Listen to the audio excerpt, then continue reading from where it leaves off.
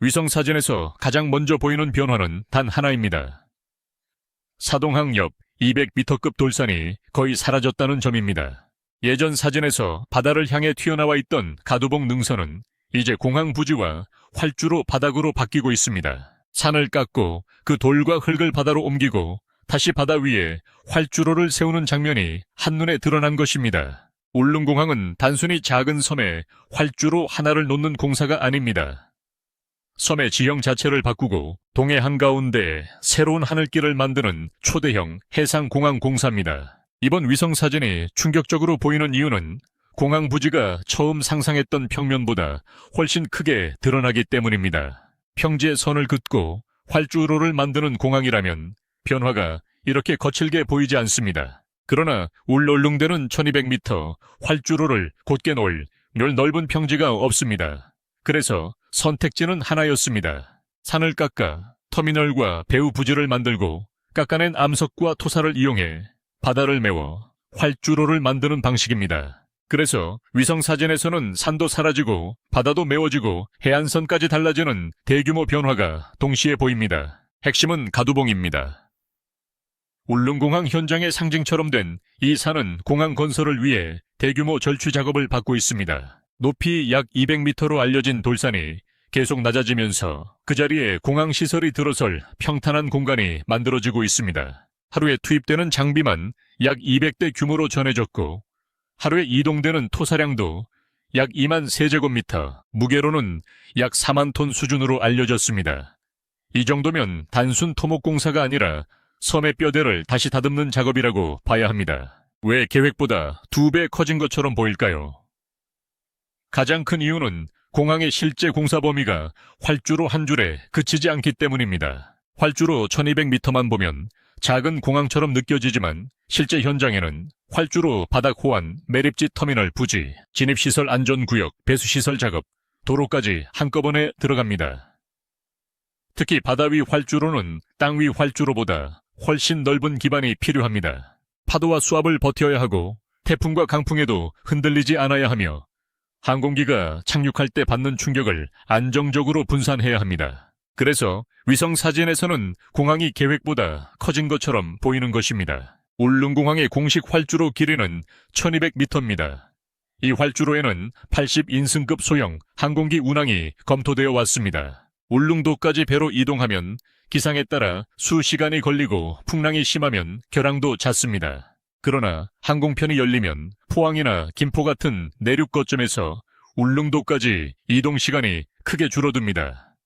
단순한 관광 편의가 아니라 응급 환자 이송, 재난 대응 주민 생활권, 확대 독도 접근성 강화까지 연결되는 기반 시설입니다. 공사비도 작지 않습니다. 울릉공항은 총 사업비 약 8,790억, 원 규모의 국가 인프라 사업으로 알려져 있습니다. 작은 섬의 작은 공항처럼 들리지만 실제로는 바다와 산을 동시에 상대하는 공사입니다. 공항 하나를 짓기 위해 산을 깎고 해안을 막고 깊은 바다에 거대한 구조물을 세우고 그 안을 메워야 합니다. 그래서 활주로 길이는 1200m라도 공사의 난도와 비용은 일반 지방 공항과 비교하기 어렵습니다. 가장 중요한 기술적 장면은 케이슨 30함 설치입니다. 울릉공항 활주로를 만들기 위해 바다를 먼저 막아야 했고 그 역할을 한 것이 거대한 콘크리트 구조물인 케이슨입니다. 케이슨 한 개는 높이 약 28m, 폭 약 32m, 길이 약 38m 규모로 알려져 있으며 최대 중량은 약 1만 6,400톤에 달합니다. 이런 구조물 30개가 울릉도 앞바다에 놓이면서 바다를 막는 거대한 방파벽과 매립 경계가 만들어졌습니다. 쉽게 말해 12층 아파트급 구조물 30개로 바다를 가둔 뒤 그 안을 메워 활주로 바닥을 만드는 방식입니다. 이 공사가 더 어려운 이유는 울릉도 앞바다가 얕지 않기 때문입니다. 일반적인 매립 공사는 비교적 낮은 수심에서 진행되는 경우가 많지만 울릉공항 현장은 평균 수심 약 23m 수준의 해상 조건을 상대해야 합니다. 수심이 깊으면 구조물의 크기도 커지고 바닥 안정화도 어려워지며 파도와 조류의 영향을 더 크게 받습니다. 여기에 동해 특유의 거친 날씨까지 더해지면 공정관리가 훨씬 까다로워집니다. 위성사진에서 보이는 거대한 변화는 바로 이런 조건을 뚫고 만들어진 결과입니다. 일정도 중요합니다. 울릉공항은 2020년 11월 착공 이후 여러 차례 난관을 만났습니다. 당초에는 더 빠른 개항이 기대됐지만 현장 조건과 민원 안전 문제, 기상 변수, 공정 조정이 겹치며 일정이 뒤로 밀렸습니다.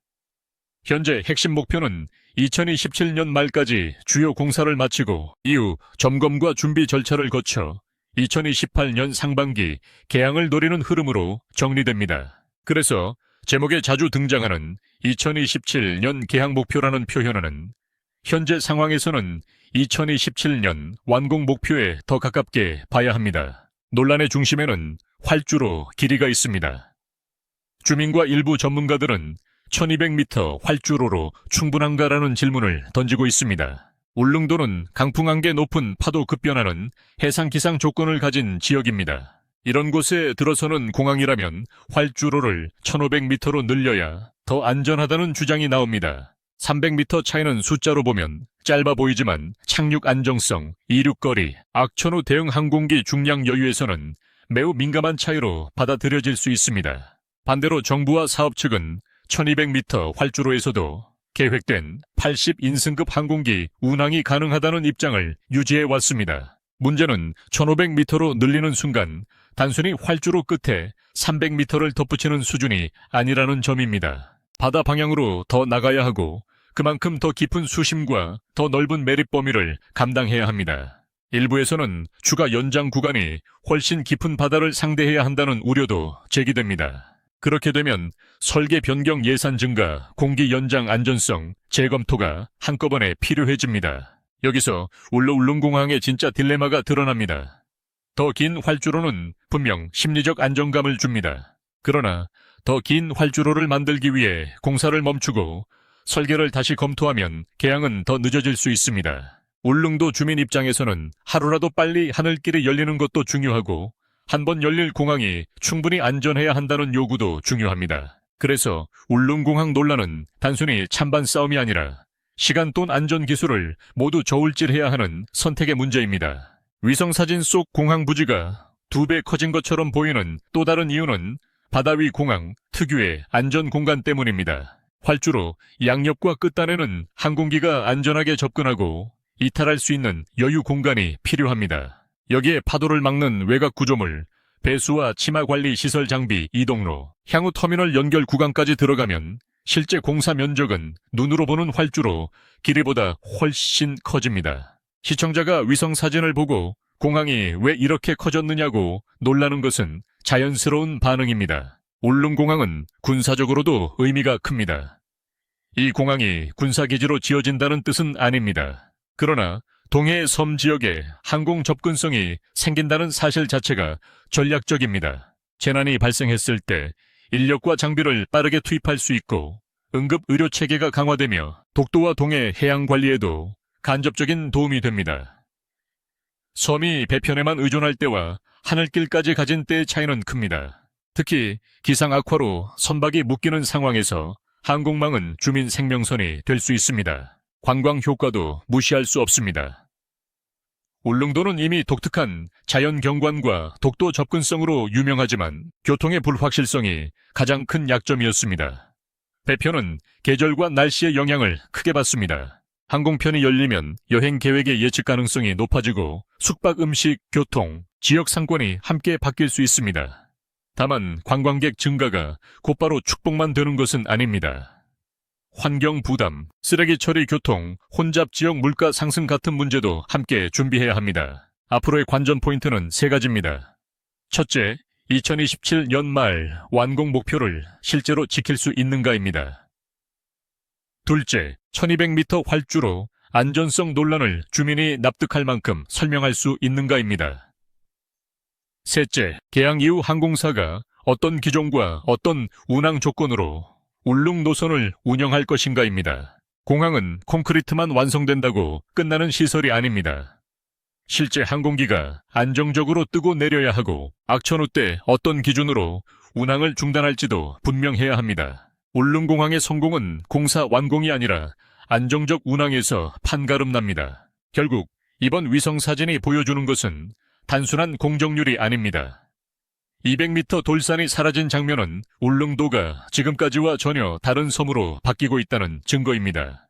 가두봉을 깎아낸 돌과 흙은 바다를 메우고 바다 위에는 1200m 활주로가 만들어지고 그 활주로는 울릉도와 내륙을 직접 연결할 예정입니다. 산 하나가 낮아진 것이 아니라 섬의 이동 방식이 바뀌고 있습니다. 그래서 울릉공항을 볼 때는 두 가지를 동시에 봐야 합니다. 하나는 기술의 성취입니다. 깊은 바다에 16,400 통읍 케이슨을 세우고 30함으로 호안을 완성하고 하루 4만 톤 수준의 토사를 움직여 활주로 바닥을 만드는 작업은 분명 놀라운 토목 기술입니다. 다른 하나는 안전 논쟁입니다. 활주로 1200m가 충분한지 1500m가 필요한지 2027년 완공 목표를 지키는 것이 우선인지 더 늦더라도 설계를 바꾸는 것이 맞는지에 대한 질문은 아직 남아 있습니다. 또 하나의 변수는 지역 수용 능력입니다. 공항이 열리면 사람만 늘어나는 것이 아니라 물류, 숙박, 응급체계 항만, 교통도로 흐름까지 함께 바뀝니다. 그래서 지금 필요한 것은 빠른 공사만이 아니라 개항 이후의 운영 계획입니다. 분명한 것은 하나입니다. 위성사진 속 울릉공항은 이미 종이 위의 계획이 아닙니다. 산은 깎였고 바다는 막혔고 활주로의 윤곽은 드러났습니다. 이제 남은 것은 이 거대한 공사를 얼마나 안전하게 마무리하느냐입니다. 2027년 말 완공 목표와 2028년 상반기 개항 흐름이 현실이 된다면 울릉도는 배로만 닿는 섬에서 비행기로 들어가는 섬으로 바뀝니다. 그리고 그 변화의 첫 장면은 바로 200m 돌산이 사라진 위성사진으로 기록될 것입니다.